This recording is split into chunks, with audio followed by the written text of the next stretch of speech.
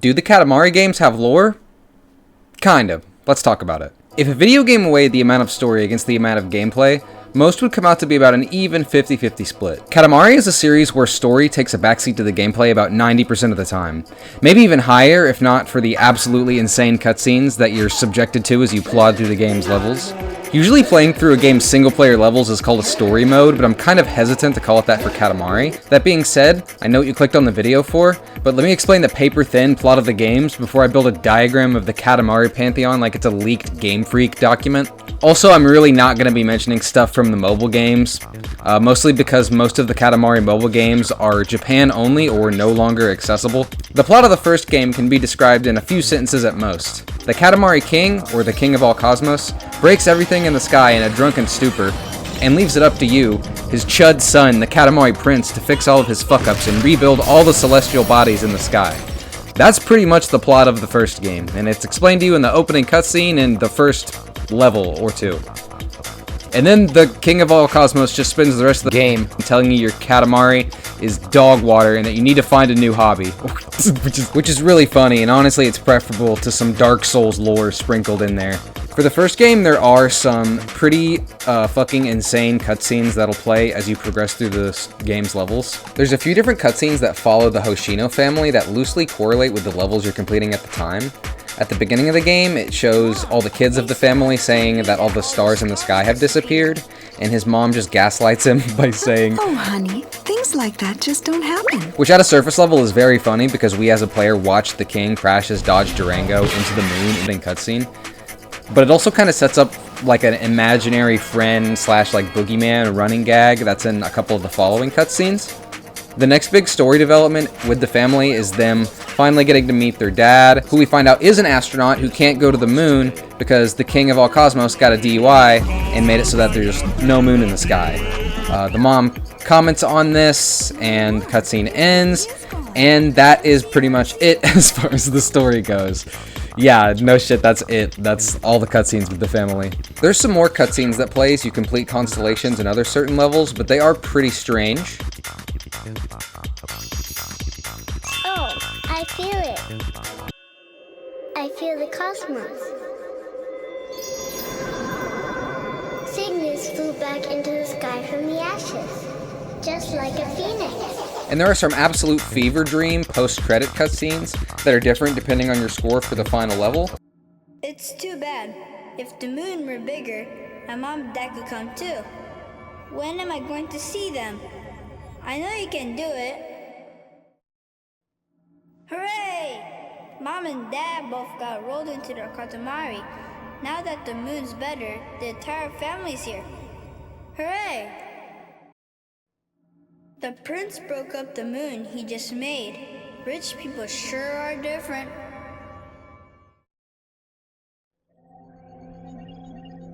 I'd be lying if I said I didn't want to go home. I can make a rainbow come out of my mouth too now. But that's pretty much it. The cutscenes in Katamari Damacy are pretty much there to make you either laugh or say, what the fuck did I just watch, or both. I don't think it's up for debate that they're not going for an award-winning, poignant, tearjerker script on these cutscenes, but I am entirely unsure if they're meant to be this off-putting and weird. But they definitely are off-putting and weird. You could try and argue that the Hoshino family cutscenes kind of give us an insight onto human life on Earth under Katamari occupation. I can't believe that's a sentence I just said. And the humans on Earth pretty much all ignore it or openly embrace the Katamari in some kind of fatalistic acceptance. As far as lore goes, if you want to look into it like a Souls YouTuber, we have that much to go on at least. Getting back to the lore.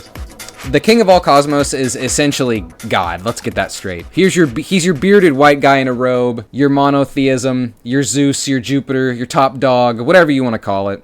It's pretty much stated that the King of all Cosmos created the cosmos in the game. I believe it's said a few times, but it's also in his name, so I don't think as far as the first game goes, there's anything to challenge that.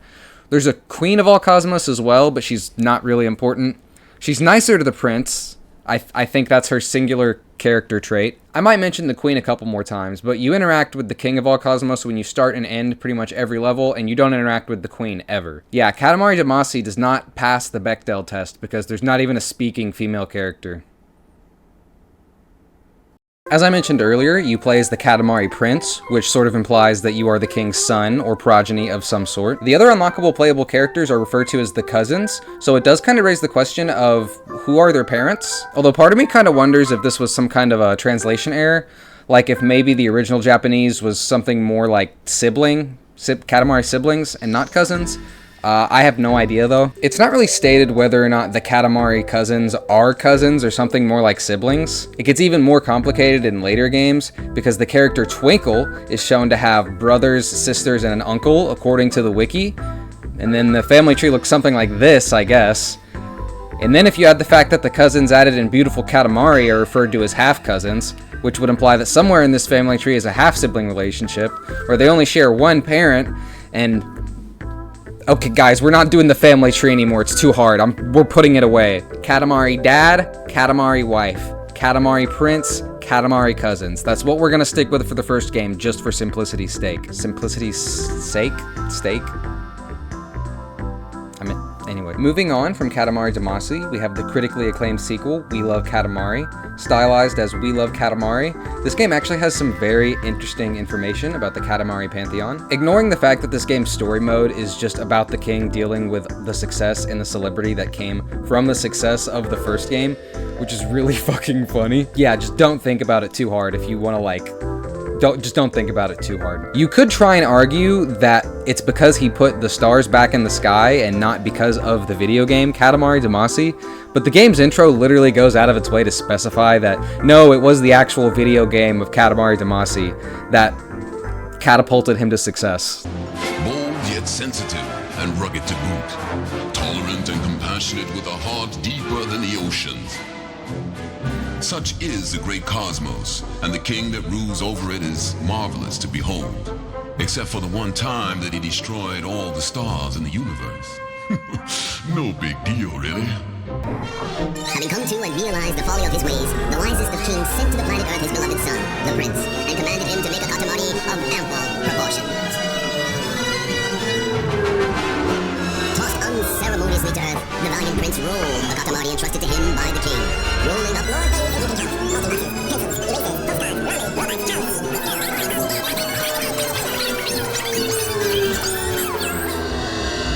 the prince rolled them all up, rolled and rolled until the Katamari was big enough to be lifted up to space to replace the shiny stars that were so grievously lost.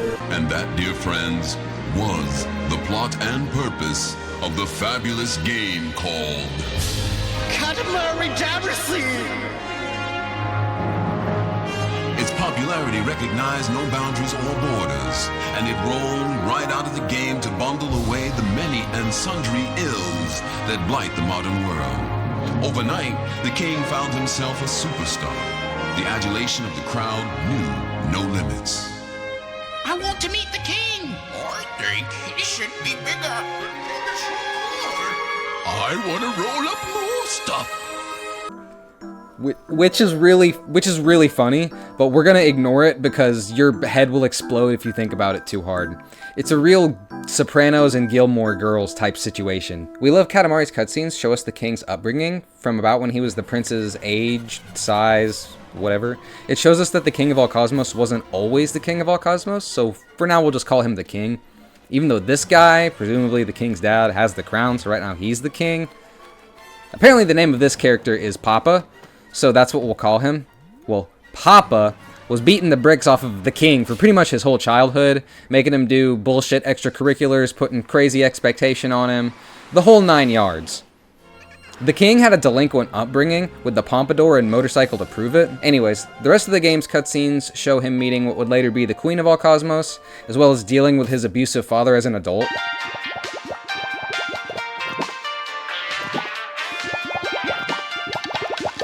Nigga, did I just catch you wanting to be shit?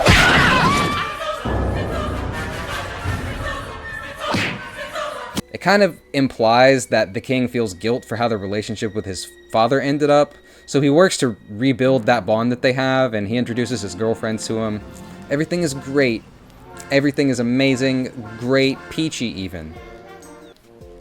But then Papa falls to the ground. He's sick. How sick? Oh, it's bad. Suddenly, the crown transfers to the king's head. Is Papa dead? No, he's just sleeping. It's fine. Okay, cool. He's fine. Okay, cool. Anyways, the King of All Cosmos is now the King of All Cosmos. This is actually really interesting information because it shows that, one, being the King of All Cosmos is more like a title that can be transferred, as opposed to like, this guy is our god who created reality, you know, the sun and the stars and everything like that. But given how often the sky needs rebuilding in Katamari, shit is constantly needing rebuilt, so who knows who really made what at this point. I don't know if the fake out death with Papa implies that the king and Papa, by extension, are mortal as well. I don't think you're actually supposed to read into any of this shit this far at all, but I guess that's what this video is for, so sorry if I let you down. Another thing this kinda implies is that there are other Katamari families out there. If the king is able to fall in love with another girl Katamari, assuming they aren't siblings because that's gross. It's all really interesting stuff if you look at it from a lore perspective, which I guarantee you nobody involved was. This is Katamari, not fucking Dark Souls. Moving on from that cutscene, the final story cutscene of We Love Katamari shows the king in a hospital where...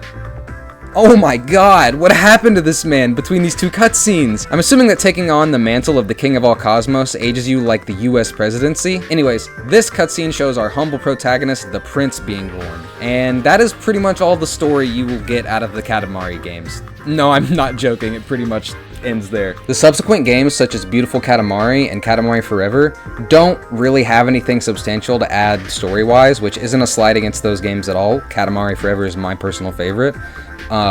They just don't have any lore, I guess, which is not a slight against those games at all, like I said, because these games aren't aiming to tell a compelling narrative in the first place. They don't care about that. I have a sneaking suspicion that later developers didn't really want to do anything crazy with the series after the departure of series creator Keita Takahashi sometime after We Love Katamari's release. Fun fact about Takahashi, his Wikipedia page says that he believes children should spend less time in the virtual world and more time in the physical world.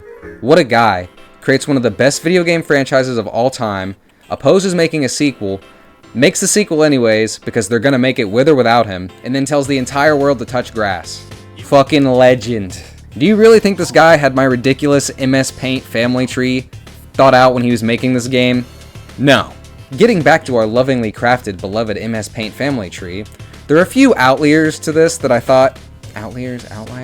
I thought they were worth mentioning just to avoid getting gotcha'd in the comments by somebody from the Katamari wiki. The Katamari wiki specifies that a few of the cousins are not blood related to the prince, such as Princess, Marnie, Nickel, and Pockle. The princess is implied to be the prince's true love, and so they're not related, because that's gross. Pockle is a prince from another country, and it says that he has made so many friends in the king's cosmos that he has forgotten how to return home.